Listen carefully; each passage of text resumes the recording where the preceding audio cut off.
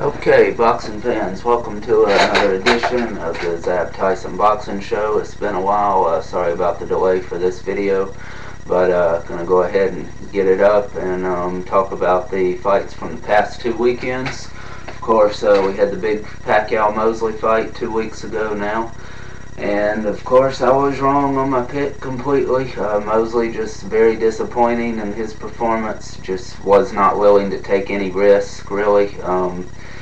He did get hurt, obviously, in the third round, and then just was very tentative from that point on, and Pacquiao just put on a very good performance. Not the typical Pacquiao fight, but I've seen a lot of criticism for his performance, and I don't really agree with that. I mean, he did what he could. He beat the guy basically every single round. I mean, Mosley might have won one round early in the beginning, and that's really about it. I mean, basically a shutout for Pacquiao.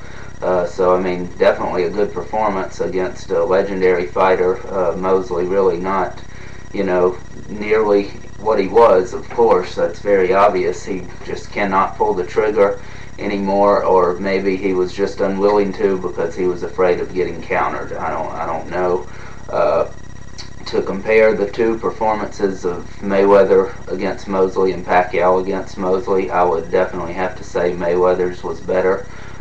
He hurt Mosley a lot more noticeably, at least, in their fight, towards the end of the fight there, and just landed just the more cleaner punches. Not a lot of clean punches were landed in this one. Just Mayweather's much more accurate than Pacquiao, so I guess that's why his performance was just more impressive. At least to me, it seemed like it was.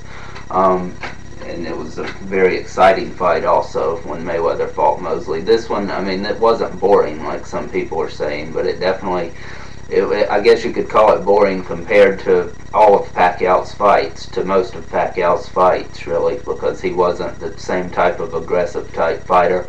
Mosley's defense somewhat confused him, I think, to where he wasn't just able to rush in and throw his 6 and 7 punch combinations all the time. But overall, a good performance from Pacquiao. So, I mean, not a surprise to a lot of people. I did, of course, pick Mosley to win, and I thought he would do more, and I thought he would, actually beat Pacquiao if he would have fought the way I thought he was going to, but he clearly got hurt, and it looks like his skills might just be, completely diminished almost. Looked like he was just not able to pull the trigger, or just unwilling to. Even when neither one of them were really doing anything, he wasn't even throwing then. And, it didn't really look like that in a Mayweather fight. It looked like just Mayweather was getting to him first. So, I mean, that's why he wasn't able to throw anything much at Mayweather, because Mayweather just got his punches off first all the time. But there were a good bit of times in this fight where Pacquiao and Mosley, where neither one of them were really doing much at all. So, and Mosley still was not throwing. So that kind of tells me that his age is probably catching up to him a little bit. But he says he's going to continue. We'll see what happens there. He probably should just hang it up, but, that's his choice. He earns the right to fight on as long as he wants to, of course, so he can do whatever he wants. Legendary fighter, great fighter for many years, so all the best to him, of course. And Pacquiao, congratulations on his win, and probably going to fight Juan Manuel Marquez in their rubber match, either November 5th or the 12th, so we'll see what happens there. It's pretty much all signed and everything, so we'll see what happens, but we'll keep an eye out for who he's going to fight in November. I think something has to happen with Marquez's promoter, which of course is Golden Boy. They've got some things to work out, so we'll see what happens there. But anyway, on the undercard, we had a great fight. Jorge Arce fighting Wilfredo Vasquez Jr. for the 122-pound title, junior featherweight. And Arce, beat him up, just came after him non-stop for 12 rounds, and finally, stopped him in the 12th round. Just an all-action fight from the first round to the last second of it.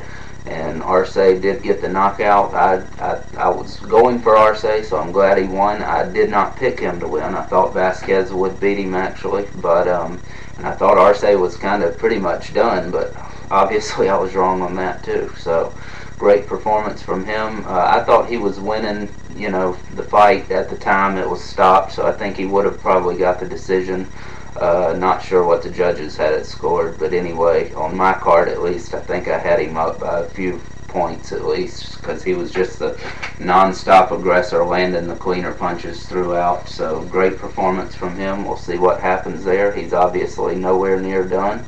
He's only 31 years old, but it seems like he's about in his 40s, because he's just been fighting for so long, and he's had so many wars, so many tough fights. So anyway, that was a great fight there, great fight, you know, on the undercard there. And also on the undercard had Kelly Pavlik, and he won a 10-round decision against Alfonso Lopez. This guy was undefeated, but had never fought anybody really.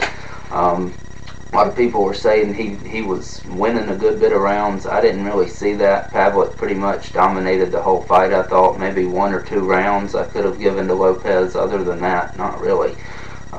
So that's, you know, people, I think part of that is just people, he was doing a little better than people were expecting. The fact that he was still in the fight after about 5 or 6 rounds was a pretty big shock. So at that point, people's imagination just takes over, I think, and then they just start thinking that they're winning rounds purely because they haven't been knocked out yet, basically. For some reason, don't quite get that logic of thinking.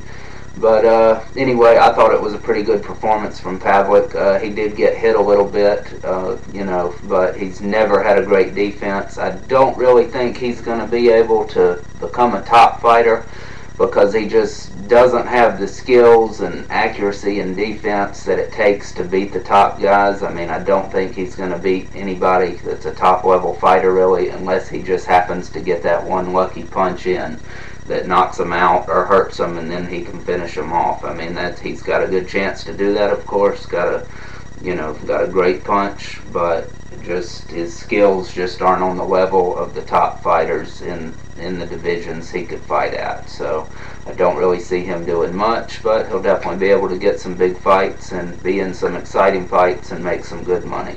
So that's it for now. I'll talk about the Andre Ward Arthur Abraham fight from this past weekend on the next video. I'm going to make it pretty soon here, so just stay tuned, and thanks for watching. That's it.